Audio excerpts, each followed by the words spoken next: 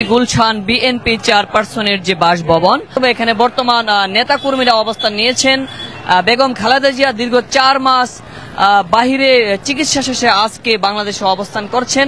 ধানের শীষকে এতটাই ভালোবাসেন, সে ধান দিয়ে পুরোটা শরীর একদম ঢেকে রেখেছে। আপনি ধান দিয়ে ঢেকে রাখছেন কেন? আমি ধান নিয়ে এসেছি, যেহেতু আমার ধানের পোশাক, আমি ধান শীষ নিয়েই আসি। যেহেতু আমি মামলায় আছি, ঝামেলায়, অনেক মামলা হামলায় ঝামেলায় আছি। যেহেতু আমি এই ধান কাটতে ছিলাম কোনোদিন, ওই থেকে আমি একটা মেসেজ নিয়েছি যে আমি এই ধান দিয়ে একটা পোশাক বানাবো। যেহেতু ধান দিয়ে পোশাক বানিয়ে এই ধান নিয়েই আমি থাকবো।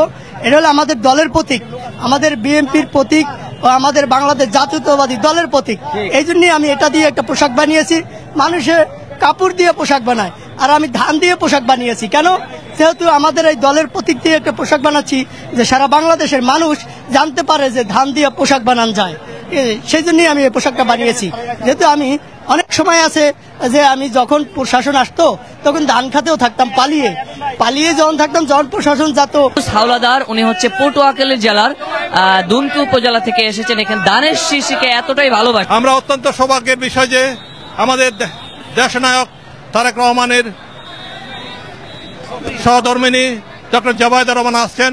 ও অত্যন্ত মেধাবী ডাক্তার। আমি আশা করি উনিও জাতীয়তাবাদী দলকে সঠিক নির্দেশনা দিয়ে সঠিক পথে এগিয়ে নিয়ে যাবেন, এটা আমরা অত্যন্ত প্রত্যাশা করি।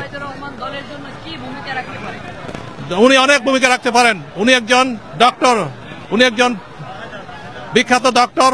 উনি এখন শুধু চিকিৎসা নয়, উনি রাজনৈতিকভাবেও অনেক ভূমিকা রাখতে পারেন। কারণ জিয়া পরিবার হচ্ছে রাজনৈতিক পরিবার, যে পরিবার গণতন্ত্রের জন্য সংগ্রাম করেছে, দেশের আপামর জনগণের জন্য সংগ্রাম করেছে, ভোটের অধিকারের জন্য সংগ্রাম করেছে। কাজে আমি ডক্টর জবায়েদা রহমানের কাছে অনেক প্রত্যাশা করি উনি দলকে সঠিক নির্দেশনা দিয়ে অনেক বেগম খালেদা জিয়া সহ তারেক রহমানকে সার্বিক সহযোগিতা দেবেন। আমরা তো দেশের জনগণ, বিএনপি ওনাদের সাথে আছি। আমরা প্রত্যাশা করি আগামীতে অবশ্যই আমরা দাবি করি আগামী ডিসেম্বরের মধ্যে জাতীয় নির্বাচন দিতে হবে। এর কোনো ব্যর্থ হবে না, আমরা কোনো কিছু মেনে নেব না। আগামী জাতীয় নির্বাচন অবশ্যই আগামী ডিসেম্বরের মধ্যে হতে হবে, এইটা আমরা প্রত্যাশা করি। এই দাবির প্রতি আমরা আমরা জাতীয়তাবাদী দল কোনো কর্মসূচি পালন করতে পারি নাই। আমাদের নেত্রীকে তিলে তিলে মারার জন্য ফ্যাসিস্ট সরকার চেষ্টা করেছিল, বাইরে যে চিকিৎসা দিচ্ছিল না। আল্লাহর রহমতে ফ্যাসিস্ট মুক্ত বাংলাদেশে বেগম খালেদা জিয়া বাইরে চিকিৎসা করে আসছেন। আমরা খুবই আনন্দিত, খুবই খুশি। ঈদের খুশি আমাদের মাঝে বিরাজ করছে। আমাদের সব জাতীয়তাবাদী দলের পরিবার সবাই অনেক খুশি। ধন্যবাদ আপনাকে।